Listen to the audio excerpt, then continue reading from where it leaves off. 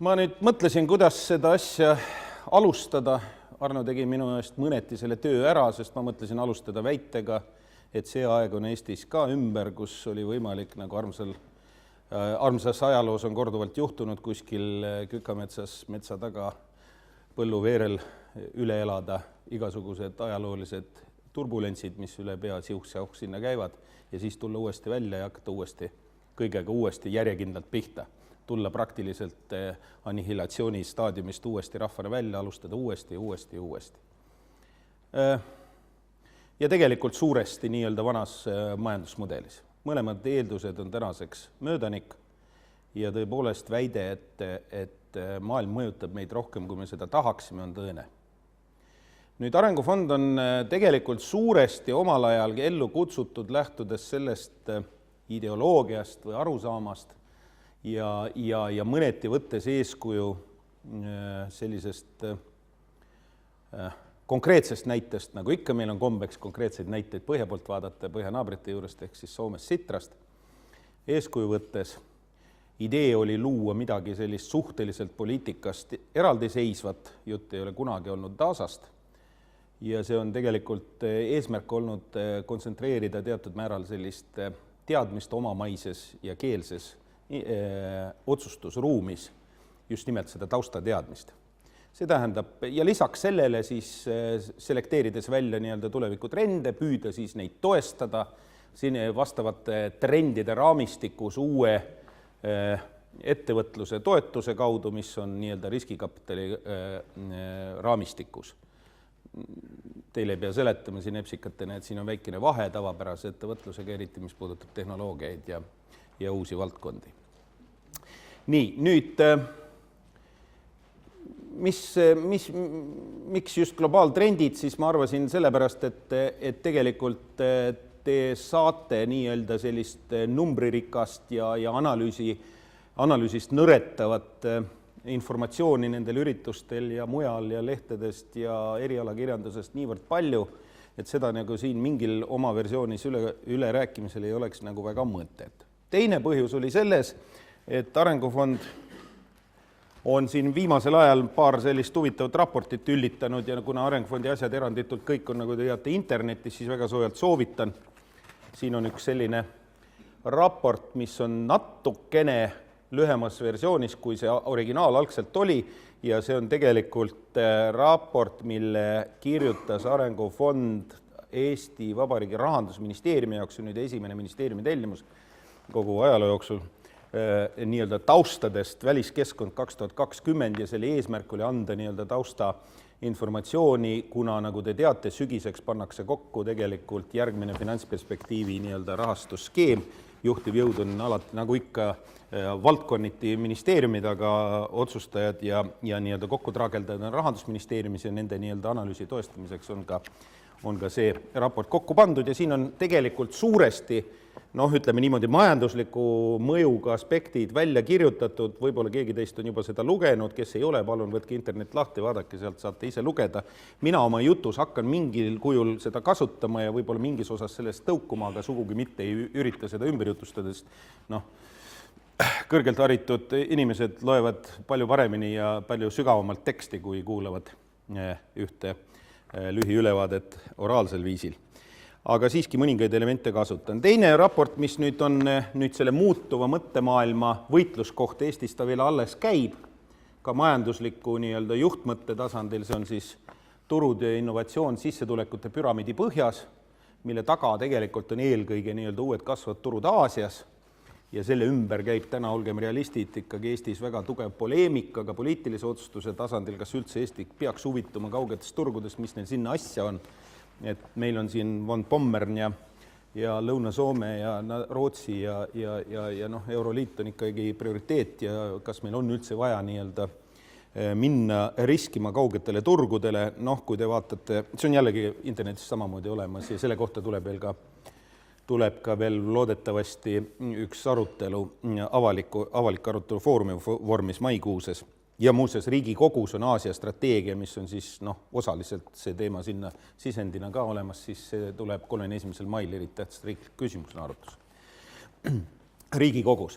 Aga noh, ütleme niimoodi, et küsimus on täna selline, et noh, kas me nüüd tahame sellest kasvukeskusest ka mingit osa endale saada või me ei taha. Ja kasvukeskus on tegelikult mõjukeskus, rahakeskus, kasvukeskus on tänases maailmas nihkunud Aasias. See on fakt, seda keegi ei vaidlusta, see ei ole midagi uut.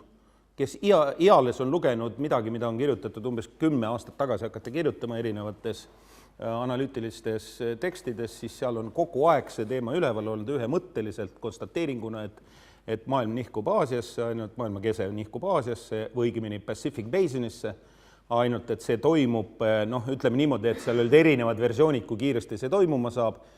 Tuleb tunnistada, et toimus kiiremini kui üldjuhul eeldati, punkt 1 ja punkt 2, seda veel omakorda kiirendas seda protsessi tegelikult kulgev, ka praegu veel mitte lõppenud kriis. Ja noh, ega täna tegelikult ju väga selget nägemus sellest, mis see tähendab ja kuidas see hakkab välja nägema, kõik veel ei ole. Esimesi järeldusi, nagu ikka teevad ameeriklased, kes võib-olla ainsatena teevad niisugust pikaajalist strateegilist planeerimistööd oma administratsioonis, neil on selleks nii-öelda põhjuseid olnud ja nad on selleks ka mehhanismid välja töötanud.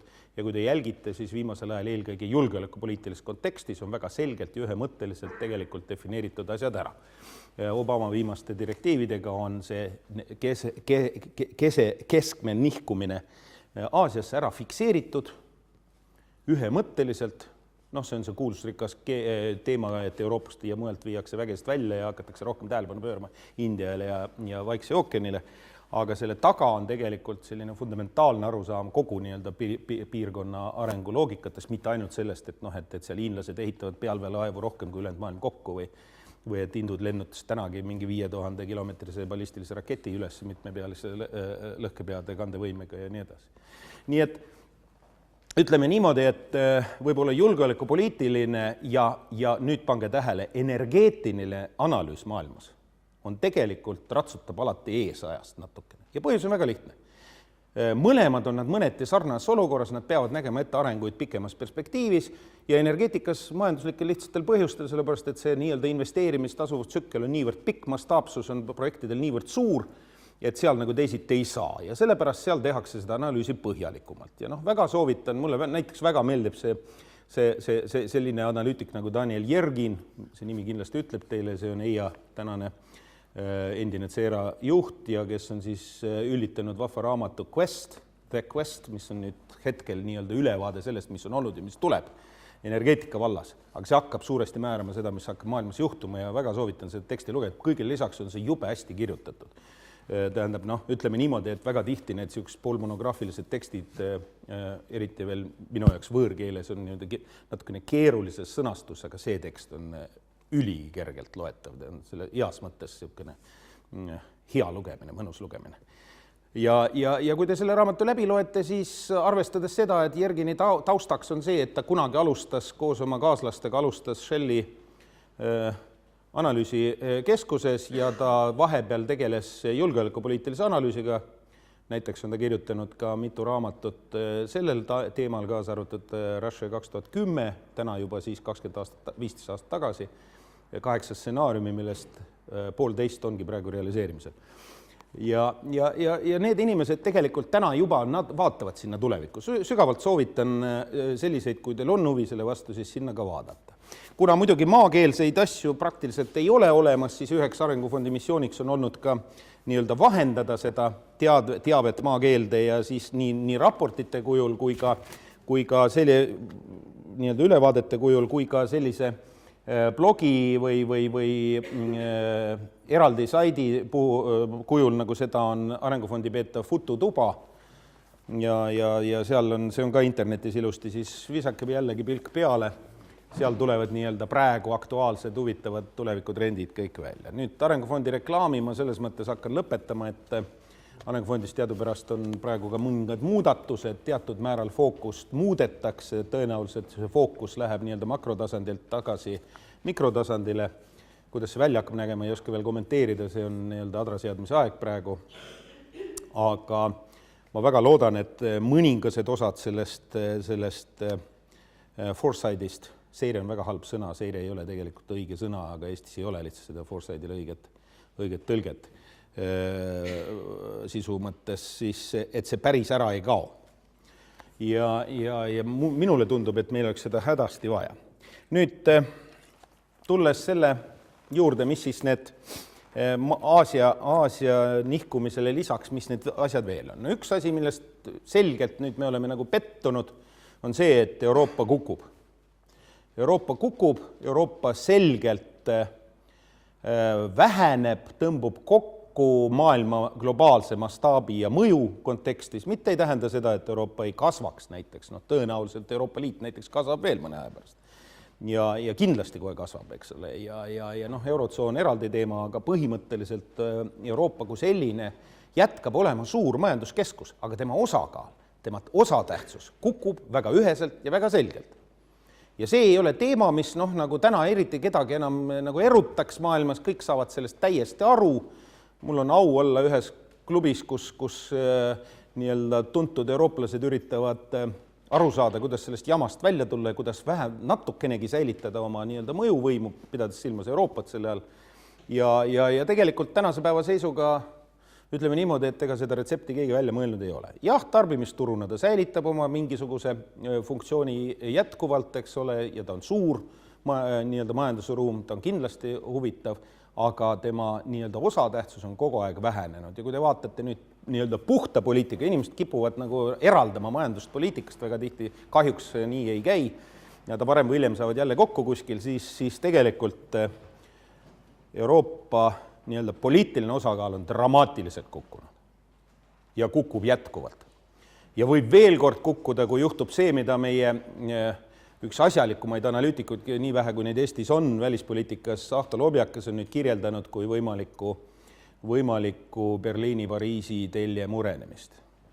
Kogu nii-öelda Euroopa projekt ikkagi ükskõik, mida me sellest arvame ja kui kõvad me siin ise oleme oma arvates oma analüüsis ja kui kõvad on meie Põhjala naabrid ja nii edasi, aga kogu see Euroopa projekt põhineb ikkagi paaril sellisel postuleeritud või eeldatud asjal, millel tegelikult on aksioomi tähendus ja millel ei ole mitte mingisugust isegi enam ratsionaalset iva, võib-olla alati, aga mis on alati nii olnud ja nii ka jääb.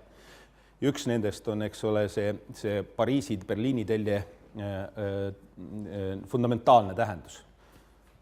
Kõik teate neid lugusid sõja ärahoidmisest ja lõpetades nii-öelda igipõlise sellise loogikaga, ka majanduslikuga sealhulgas. Ja teine üks väga selline oluline võib-olla moment, mis praegu on Euroopas murenemas, see on siis nagu kristluse ja Euroopa keskse ühise ajaloo nägemuse, need on omavahel seotud asjad, murenemine. Ja see ei ole päris selge, kuhu see viib. Ahto on kasutanud, mulle väga meeldib, sellepärast ma viitan otseselt talle seda lahtise tekstiga, aga Eestis ei kõla võib-olla ja see ei ole ka selles mõttes originaalne, et seda mujal juba natukene räägitud, aga meil mitte. Ütleb seda, et tegelikult Põhja-Aafrika on Euroopa sellises enesetunnetuses palju tugevamini esindatud kui Ida-Euroopa. Ajaloolist. Sellepärast, et see on alati nii olnud. See on olnud osa Euroopa ajaloost, sellest föniklastest alanud, kreeklastest alanud läbi Rooma, sealt edasi kogu aeg on olnud. Isegi ottomanide aja mõttes seda on teatud määral Euroopa ajaloo osalus peetud. Ja see on nagu sellise Euroopa kultuuriruumis nagu omaks võetud, eks ole, ja selles mõttes on väga paradoksaalne olukord praegu tekkinud kogu selle Araabia kevade kontekstis. Ehk siis Levant pluss Põhja-Aafrika, kui täpne olla. Ja Türgi. Nüüd Ida-Euroopa selles mõttes ei ole olnud ta ei ole niivõrd loomulik osa, ta on jah, geograafiline Euroopa, aga ta ei ole nii-öelda selline see ladinlastega sarnane osadus selles Euroopa kujunemisloos, selles Europeias. Ja see on nüüd tegelikult see, mis on väljakutse, sellepärast, et me ikka veel peame tõestama, et me oleme ka eurooplased tegelikult, üksjagu, jätkuvalt. Ja väga palju seda pilku põhja ei ole. Ja nüüd see teema, miks ma räägin sellest, sellepärast, et nüüd ma jõuan selle Euroopa nagu kriisi juurde. Euroopa ladinlased, ma nimetan neid ladinlasteks, ehk siis tegelikult Vahemere maad, kuhu hulka kuulub, rõhutan seda täiesti teadlikult ja kelle liidriks on Prantsusmaa. Need maad tegelikult on täna väga selgelt nii-öelda hädas majanduslikel põhjustel, tegelikult poliitilistel põhjustel, kui päris täpne olla, aga nad on nii-öelda tänases kriisisituatsioonis majanduslikult ummikus ja Euroopal seisab ees valik, kuidas käituda. Ja kõige lihtsam lahendus oleks ikkagi see, et et ikka kes ikka ei suuda ja ei taha, see ei peaks ju ikkagi näiteks selles nüüd siis juba ma räägin mitte Euroliidust, vaid eurotsoonist, euroklubis olema, astugu aga välja või olgu kus tahes või katsugu hakkama saada, aidatakse natukene, aga üldiselt peab ta ise hakkama saama. Täna väga tihti on märgata, et näiteks Kreeka puhul on selgelt kardetud mingit sellist avalanši, et sinna on lihtsalt tambitud sisse teades, et sellest pole midagi kasu. Põhjus väga lihtne, põhjus on hoopis poliitiline. Põhjus ei ole majanduslik. Seda on ammu öeldud, et Kreeka oma 2,5%-ga Euroopa SKP-st ei ole mingi tegija. Pane sinna Portugal otsa, ei ole ikka mingi tegija. No ma toon teile lihtsalt võrdluseks näite, et meie praegu Rahandusministeeriumi poolt planeeritud toetussummade mõju Eesti SKP-l on 2,8% ametlikult SKP-st. Tähendab, see on rohkem kui Kreeka mõju kogu Euroopa tsoonile, eks ole. On see, mida meie maksame selleks, et ladinlasi aidata lähiaegadel. Ja tõenäoliselt omaenda majanduskasvu arvelt isegi. Nii et selles mõttes see ei ole nagu ületamatu küsimus. Küsimus on ikkagi milleski muus. Ja võt siis tuleb ikka ja uuesti mängu poliitika. Ja võt see on nüüd see kurb koht, kus meil tegelikult praktiliselt puudub igasugune poleemika sel teemal. Meil on selgelt ühemõtteliselt selline eurotsentristlik follow stiilis, follow by all means, eks ole, loogika järgi üles ehitatud diskursus poliitiline olemas, välispoliitikas üldiselt debatti ei toimu. Debatt toimub põhiliselt ainult demokraatia kontekstis kolmandate riikide suhtes ja sellisena me tegelikult ei teadvusta, et mõneti on päris tõsine tee lahe praegu Euroopas. Kuidas edasi? Ja võib-olla see hakkab meid mõjutama mõne aja pärast. Meie jaoks on see konkreetselt majandusliku väljendus, nagu ma ütlesin. See poliitiline valik tuleb kinni maksta ja me maksame seda igal juhul solidaarselt. Ei ole küsimust ka. Ja nüüd, kui me siia toome jälle teise momendi juurde, sest teistpidi me võiksime öelda, et majanduslikult so what? Kreekaga pole meil üldse mingit pistmist praktiliselt majanduslikult ja ega Kreekal peale oliivide, turismi ja midagi enam suurt pakkuda ei ole, eks ole, laevandus on neil ka põhja läinud, mis oli nende üks alustalasid majandus. Et mis me siis teeme? Me oleme tegelikult konkurendid, seda on muuseas uuritud. Euroopa Barroso tellimusel on professor Sapir teinud ühe väga huvitava uuringu, kus ta tegelikult tõestas ära, mis juhtus nende ladina riikidega puht majanduslikus kontekstis. Nad nimelt kaotasid konkurentsis kolmandatele riikidele, väljapoole Euroopa Liitu ning uutele Euroopa Liiduga ühinejatele. See nišš, mis neil enne oli natukene odavam turu ja toodangu pakkumise nišš Euroopa turul, see nihkus nende pealt ära, kuna nemad samal ajal väga järsult tõstsid oma sotsiaalset heaolu põhiliselt laenatud ressursi arvelt ja sellega tegelikult muutsid oma konkurentsivõime olematuks ja nad kaotasid seda ühtepidi põhiliselt Aasiasse ja teistpidi kaotasid Ida-Euroopasse. Tegelikult laias laastus isegi konkurendid tema nägemus suures pildis. Ja nüüd ongi niimoodi, et me tegelikult oleme olukorras, kus see Euroopa solidaarsus, millel on tegelikult mitte nii palju majanduslikud, kuivõrd juba poliitilised põhjused tänases kriisisituatsioonis, me tegelikult majanduslikult selle eest peame kaasvastutama täpselt samamoodi kõik teised klubi liikmed. Ja mis valikud meil on? Sest me oleme klubis, selles klubis sa pead käituma nii, nagu ikka selle vastava põhikirja järgi, nagu öeldakse, ja teiseks, mis valikud meil üldse on? Ja täna tegelikult nüüd me jõuame tagasi ringiga selle valiku juurde, mis meil täna on, eks ole. Pariis, selle telje otsas on täiesti mõttetu meie kontekstis, nii poliitiliselt kui majanduslikult ta ei ole meie jaoks suur ega oluline mängija, ei saagi kunagi olema kahjuks. Ta on väga mõjukas, aga meil ei ole sellega suurt pistmist ja Pariisil ei ole mitte mingisugust nägemust sellest Põhja-Euroopast ja väikest Venemaa osast, mille nimi on Baltikum, üldse ammugi mitte. Nüüd on olemas Berliin ja Berliin on teine jõukeskus ja kolmas asub saareriigis, mis on siis Anglo-Ameerika telg. Ja meil on siis tegelikult majanduslikult valida Berliin ja julgeolekupoliitiliselt meil on valida Euro-Atlandi telg praeguse seisuga. Peab ütlema, et on lootusekiir. Ehk siis Põhjala riigid on hakanud muretsema. Stoltenberg vanem on siin 2-3 aastat tagasi, rohkem juba 4 aastat tagasi, on tootnud ühe papri, kus ta tõi välja selle probleemi, et Põhjala riigid käivad alla.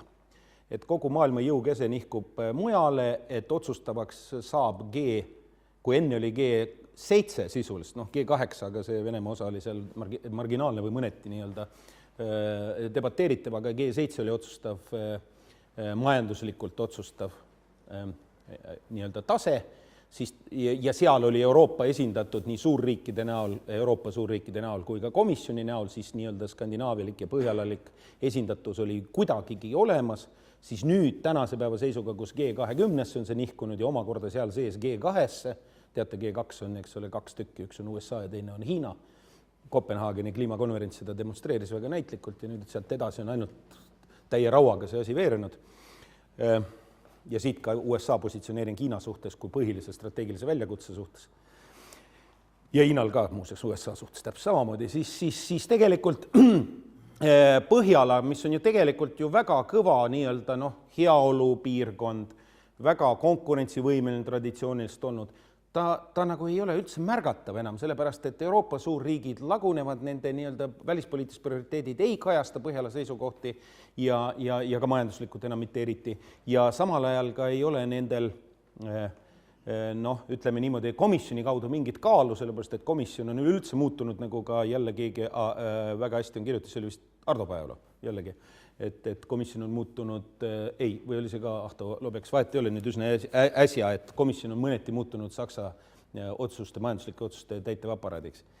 Et mitte ainult sellepärast, ka komisjon enne ei olnud nii väga nii-öelda kõikide piirkondade võrdse esinduse funktsiooni täitmas ja tegelikult mure, et see suur heaolu piirkond jääb nagu suurest mängust välja. Ja nende loogika, ja see loogika muust täie rauaga praegu lendab ja varsti jälle kuulete, jälle mingid sellid tulevad, jälle keegi seda teemat arutab ja jälle mingis nõupidamisi peetakse, on siis Põhjala peaks panema seljad kokku oma lähiriikidega, eelkõige siin peetakse silmas kaasa arvatud meid väikseid, nagu me oleme, sest nad ise on väiksed, võtta kaasa võimaluse korral integreerida ka veel mingil kujul ka poolakaid ja proovida siis nii-öelda moodustada üks selline omaette selline mõjukeskus. Ja see on otseselt ka majanduslik huvi, sellepärast, et kui sul ei ole nii-öelda poliitilist kaalu, siis ka sinu võimalused, eriti selles kolmandas maailmas ja riigikapitalistlikus maailmas on selle võrra ka palju väiksemad. Ja nemad näevad seal oma nii-öelda võimalust selles uues kasvavas turus, sest seal on just nimelt neil võimalik paremini müüa ja olla kui täna, eks ole, Euroopas. Ja nüüd selles mõttes on väga huvitav olukord, kus nii poliitiliselt kui majanduslikult on võimalik nagu Põhjala kontekstis tiimida. Ja tiimida kokku ja proovida nii-öelda noorema partnerina, vähemalt tänases seisus kindlasti paratamatult noorema partneriga koos nendega seda maailma minna. Ja paraku sellel on ka julgeolekupoliitiline dimensioon. Ei ole mingisugune saladus või on see saladus, aga tegelikult on NATO liinis ka uuritud nii-öelda neutraalsete riikide, nüüd te võite arvata, kes on Skandinaavias neutraalsed riigid Põhjalas, nende kaitseplaanidesse Eesti vähemalt sisse lülitamist. Ja miks seda tehakse, sellepärast, et seal on nii-öelda julgeolekupoliitiline loogika ja võib-olla isegi tasuks nagu sellele peale ka meil mõelda. Aga see näitab, et tegelikult tajutakse mõlemapoolselt, et on siin nagu omaette mänguväljak ja tegelikult ta jääb natukene nagu sellest suurest mängust välja, nii ka Euroopa mängust, ammugi muudest mängudest ja nüüd on vaja nagu midagi teha. Nii et nüüd positiivne kälg selle asja juures on see, et minu meelest see objektiivne areng tõukab meid täiesti paratamatult sellise Skandinaavia rüppe veel rohkem, kui ta seda enne on teinud. Ja see on ka mõneti tark. Sellepärast, et kas või nendele uutele kasvavatele turgudele minekuks, meie kapatsiteet on ikka väga piiratud, võimalused on, aga neid on vähevõitu ja võimekust nii-öelda selles high-endis ja suurema lisandväärtusega ekspordis on ikka vähevõitu. Küll aga skandidel on asi sisse töötatud juba pikemaajaliselt ja seal ka põhimõtteliselt on need nii-öelda suunad lahti joostud ja meil on tark nagu nendega kaasa minna ja selles mõttes ma olen jube tänulik selle idee eest, mis kõlas valges paberis 2009 kriisi raames Arengufondi poolt, aga millele muidugi kunagi ei ole viidatud, et peaks nagu koos tegema trading missionid. Näete, pange tähele, trading missionid on tulnud, eks ole, esimene käik oli ära, nüüd Postimehe uueks kolumnistiks saanud Euroopa ja väliskaubandus Soome minister Stubb lubas ka neid veel juurde teha. Indoneesias käidi nimelt koos eestlastega. ja see on igati mõistlik suund, me peaksime seda rohkem kasutada. Aga mida see tähendab meie jaoks? See tähendab seda, et me peame tundma rohkem seda, mis Skandinaavias toimub, kaasa arvatud mitte ainult seda, mis majandus toimub, vaid ka mis poliitikas toimub, me peame oskama nende keeli, me peame teatud määral rohkem veel integreeruma nii-öelda või proovima nii-öelda sinnasse kultuuriruumi siseneda mõneti. See ei ole sugugi lihtne. Me arvame, et me oleme väga nende moodi, tegelikult ikka väga ei ole, nende enda arvates vähemalt mitte. Eriti skandide. Ja see, soomlasi ma skandideks päris ei pea, selles mõttes ma räägin skandidest nagu natuke teises kontekstis. Ja see tähendab seda, et me oleme tegelikult nagu uue väljakutse ees, tegelikult rootsi keel ja rootsi meel, rootsi ajalugu, kõik asjad peaksid olema meil ka nagu päris tõsiselt päevakorral minu arvates. Ja teine muidugi on see Saksa teema. Tähendab, ikkagi midagi ei ole teha, Saksamaa on kujunenud hegemoniks, heas mõttes hegemoniks. Neil on omad mängureeglid, omad piirangud, täna keegi on hästi öelnud, et jumal tänatud, et nad sellest kaugemale ei taha minna, praegune põlvkond poliitikat tõenäoliselt ei tahagi ja ka kodanikkonda Saksamaal. Ja see on tegelikult see koht, kus me peaksime arvestama, et seal on jõukeskus ja seal on ka tegelikult see, mis tänagi juba meie eksporti veab, sellepärast et lõpuks, kui te hakkate ikka mööda seda riburida pidi ajama, siis väga suur osa sellest tehnoloogilise taustaga allhankest on ju tegelikult küll soomlastele või rootslastele, aga lõpuks jõuab ta ikka mingisse Saksa lõpptoodangusse, mis läheb tegelikult Hiina vabrikusse. Ja see on nüüd see koht, kus tegelikult Saksamaa juba täna on sisuliselt valitsemas seda nii-öelda kapitalimahukate kaupade eksporditurgu maailmas tervikuna ja Euroopas konkreetselt. Ja kui me tahame nüüd rääkida sellest, mis on Eesti väljakutsed, siis Eestil väljakutse on nüüd tõusta selles ahelas natukene kõrgemale, ilma et me seejuures üritaks iga hinnas konkureerida skandidega, või pigem nendega koostöös kuidagi seda proovida teha targalt. Ja põhjus on väga lihtne, sellepärast et kui me seda ei tee, siis nüüd ma tulen järgmise teema juurde, see on siis, meil on klaaslagi ees. Seda on ka arvutatud ja arutatud ja professor Varblane on siin seda natukene nagu populariseerinud Eestis, aga üldiselt väga populaarne see teema ei ole. Meil eksisteerib selline uskumus, et ei ole midagi, muudkui aga investeerime, paneme aga edasi ja muudkui kasvame. Ja seejuures kasvame täiesti uskumatute tempodega, nagu meil peaminister lubas 15 aastaga 5 juhtiva riigi hulka. Mina tegin lihtsalt näpuharjutusena ühe Exceli tabeli ja tegin niisuguse eelduse, et Euroopa keskmisest kasvust Eesti kasvab järgnevad 32 aastat, kasvab 2 korda kiiremini. Ja siis vaadake, mis need tulemused tulevad, eks ole. Juba aastaks 2032 jõuame me Soome tasemele. Soome ei ole seejuures 5 juhtivat riiki. Aga see on nagu teine teema, see on niisugune matemaatika, nõme matemaatika, see ei loe. Aga on veel üks variant, Euroopa tuleb selg ees vastu. Meie paneme edasi, nemad tulevad vastu, nii et siis võib-olla ka, ega see on veel, võtan sõnad tagasi, ega matemaatika kõik alati ei otsusta. Aga nüüd teistpidi tegelikult meil tõepoolest oleks nagu mõtet vaadata, et kus on nagu see lisandväärtuse kasvatamise koht. Meil ei ole võimalik juhtmete kokkupanemisega saada õndsaks ja rikkaks. Õndsaks võib-olla saab läbi töö, aga kurat rikkaks vaevalt. Ja see on nüüd see koht, kus meil tegelikult kogu austuse juures, ärge valesti aru saage, see, et täna me paneme juhtmeid kokku massilist, see on jumal tänatud, teistel ei ole sedagi. Aga kehtib see tuntud ka siin EPSis kasutatav 10 aasta tsükli loogika, et sellised investeeringud kuluefektiivsematesse piirkondadesse liiguvad umbes 10 aastast tsüklis. Ehk siis täna on 10-15 aasta pärast liigub järgmisse kuluefektiivsemasse nii-öelda kohta. Nii et see on nagu üks teema. Ja kui me nüüd nii arvutatud on siin teadlaste poolt, et kus see klaaslagi asub, siis see klaaslagi asub kuskil 75-80% vahel Euroopa keskmist heaolust. Lihtsalt me ei tõuse sealt edasi. Teine pool asjast on nüüd seoses sellega, et on olemas orgaanilise kasvu piirid. See on maailmas tervikuna teema, see on nüüd globaaltrend orgaanilise kasvu piiridest. Ja see on väga diskutiivne ja võib-olla mul ei ole lihtsalt täna aega seda teemat arutada, aga Eesti jaoks on sel täiesti konkreetne väljund, mida ma kasutaksin Singapuri näidet nii-öelda tuues.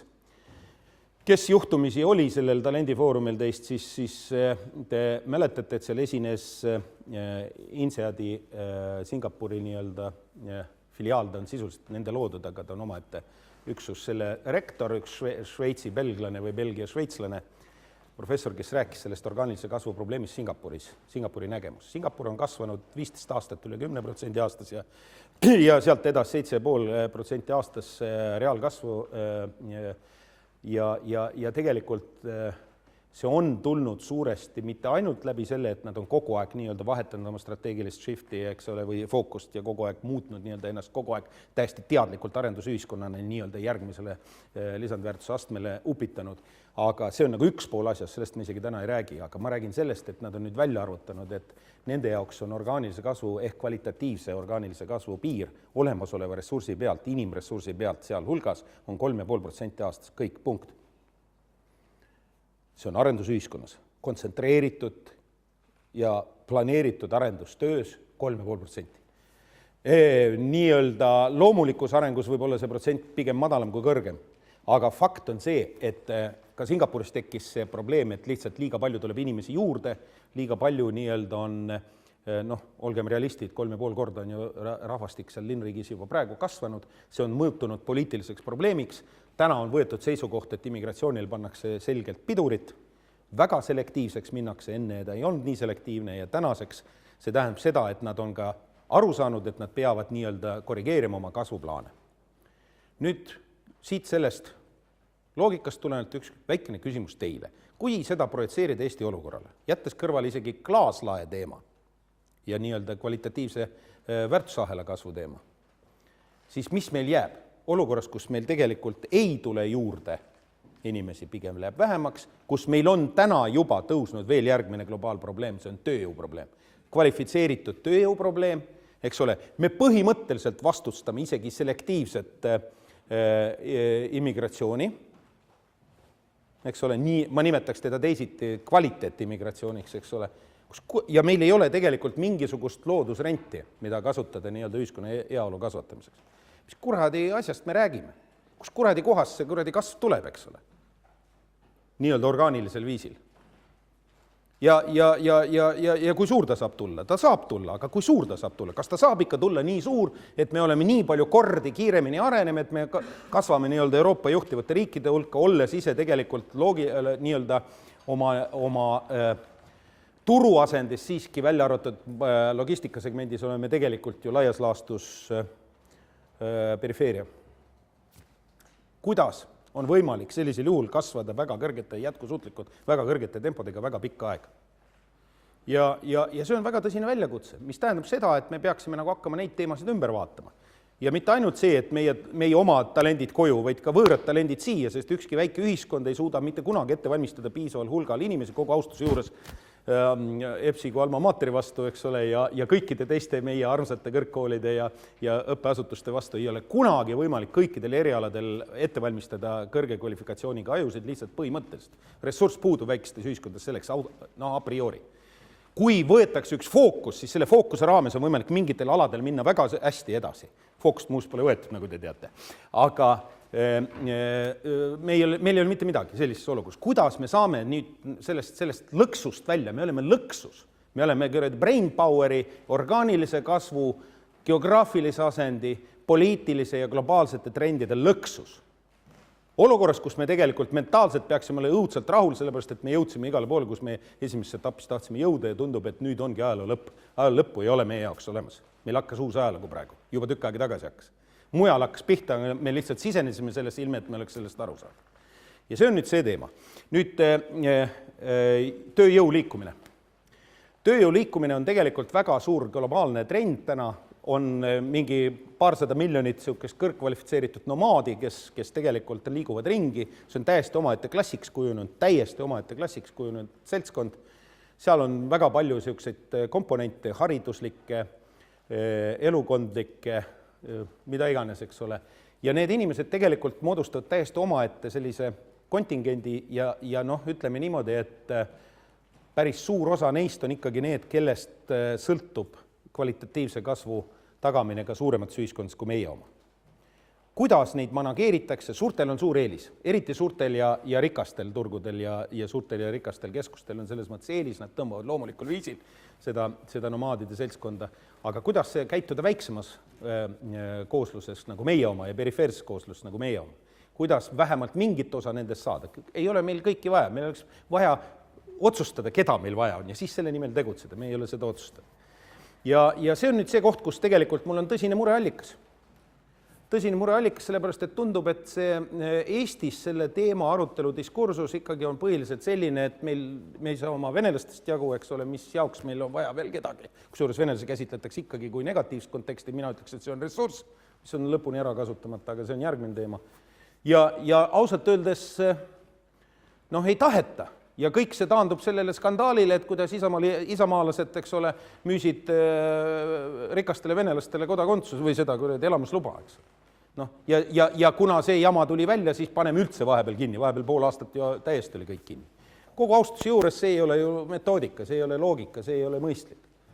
Tähendab, poliitika väljatöötamine oleks hädavajalik. Brainpoweri sisse importimise fokusseeritud valdkondades eelkõige ja väga loogiliste ja kergete ja asjalike protseduuridega on must meiesuguse ühiskonna arengu jaoks.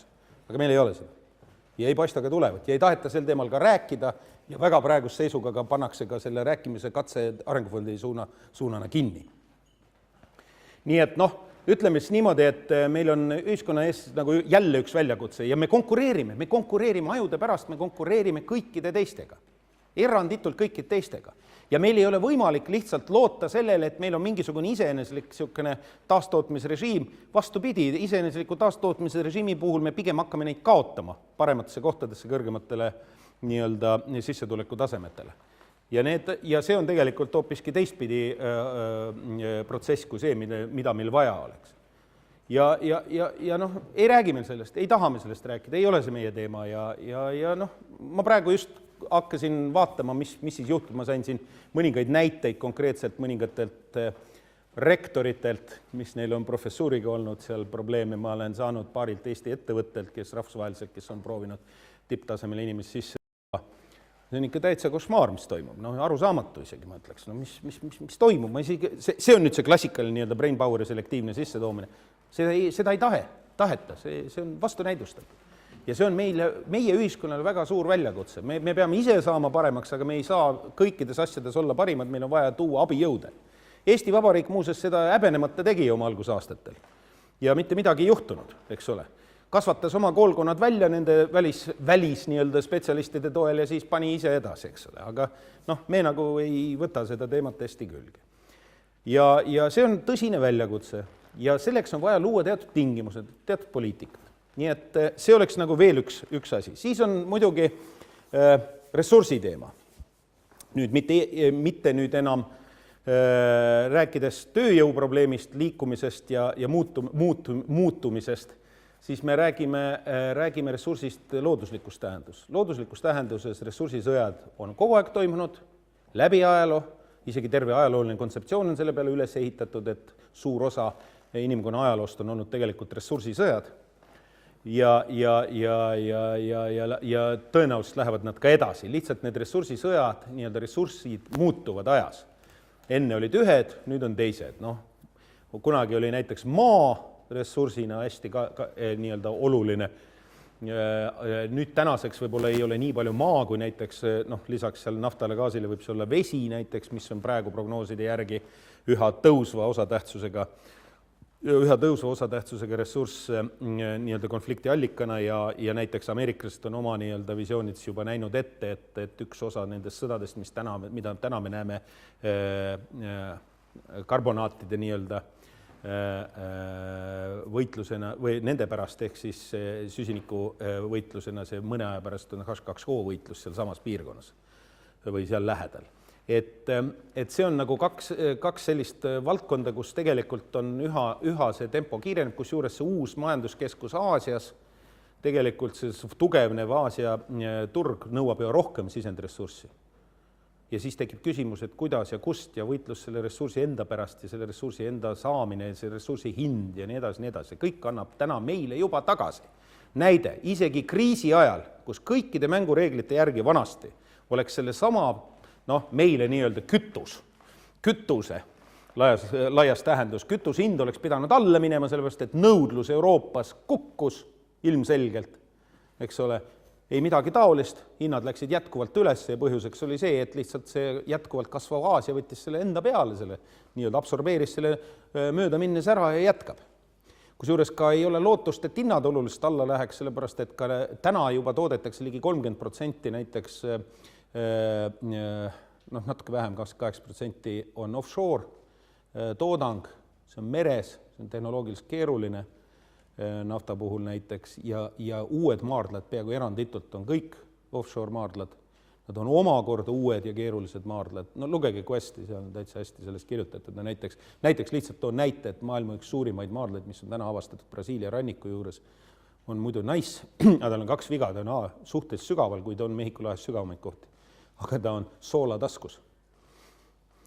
Mingitel looduslikel põhjustel on see nafta kontsentreeritud sellisse, kes teab, lüljakebaabi stiilis pirukat, see on niisugune või pelmeeni moodi asja, eks ole, kujutage ette, et taigen on sool ja see liha seal sees on tegelikult nafta.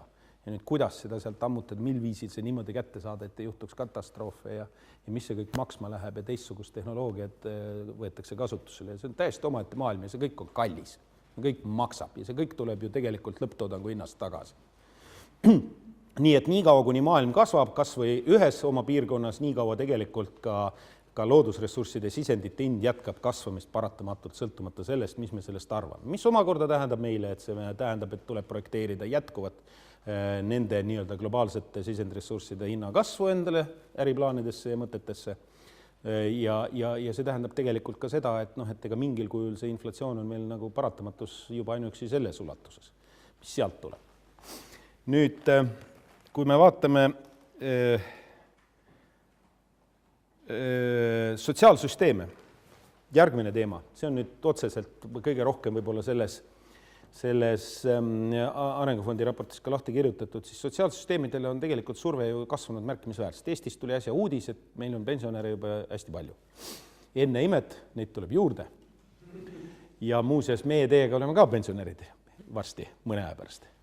Ja tegelikult täna 30 aasta pärast on ikkagi suhe töötaja ja pensionär on ikkagi niivõrd traagiline juba, et olemasoleva lisandväärtuse nii-öelda loomise mudeli juures tegelikult me ei suuda mitte mingi vormeliga neid pensionäre isegi olemasoleval tasemel üleval pidada. Nii ongi. Juba ainuüksi sellepärast, et meil vanematel inimestel nagu mina oleks nagu hea elada, nüüd peaksite teie kui nooremad nüüd mõtlema, kuidas nagu rohkem lisandväärtust tekitada, eks ole.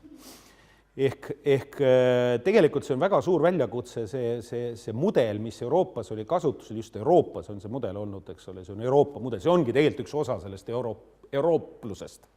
See sotsiaalkindlustusmudel tegelikult ei ole jätkusuutlik pikemas perspektiivis majandusliku konkurentsi tingimustes, nagu ta meil tegelikult ette näha on.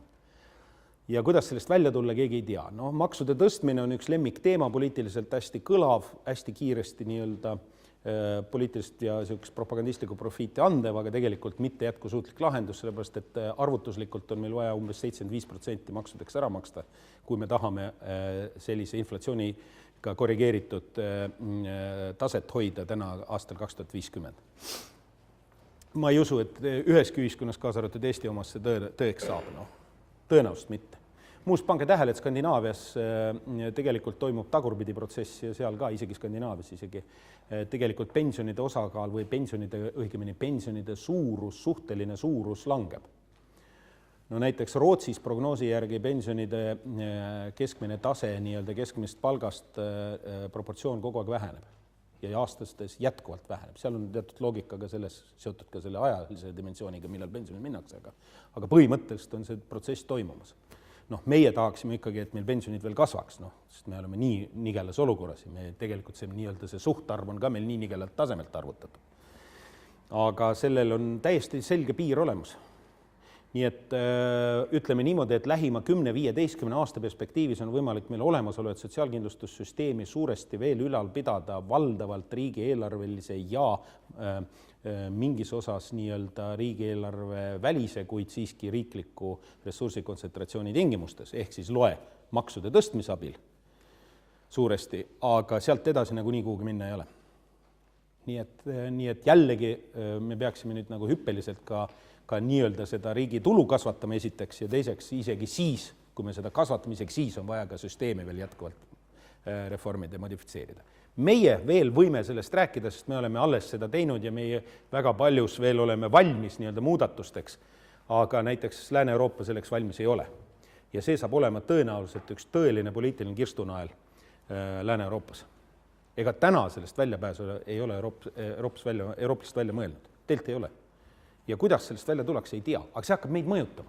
Sellepärast, et koos selle protsessiga, millest ma ei rääkinud, aga selle paratamatu Euroopa föderaliseerumisega, kus me peame paratamatult julgeolekupoliitilistel kaalutlustel kaasa minema, siis selle protsessi raames tõenäoliselt see tähendab meile täiesti uut keskkonda ja eksistentsiks Eestis. Kuidas välja hakkab nägema? Keegi ei tea. Küsige kellegi käest. Küsige meie väärikate ja analüütikute käest. Ammugi ei ole mõtet seda poliitikute käest küsida. Küsige väärikate analüütikute käest. Küsige Eesti Pangast, mis nad selle kohta ütlevad. Nad ei ütle teil mitte midagi, nad ei oska midagi öelda. Küsige panga analüütikute käest. Nad ütlevad, jah, probleem on, aga nad ei tea seda ühtegi. Nad ei ole lugenud kusagil seda. Keegi ei ole välja seda pakkunud, sest teda ei ole, täna lahendust ei olegi. Ja nüüd ma jõuangi tagasi selle juurde, et tegelikult Euroopas me oleme natukene nagu sellises lõksu sattunud. Me oleme oma väikses sellises klaaslaega lõksus siin omaette siin nurgas, aga tegelikult terve Euroopa on juba lõksus globaaltasandil. Ja objektiivsete majandus- ja sotsiaaldemograafiliste protsesside raames seal hulgas. Ja see on tegelikult nüüd niisugune koht, kus on tõsine mõttekoht. Ja kasvu, nagu suurt kasvu, Euroopale enam ette ei nähta.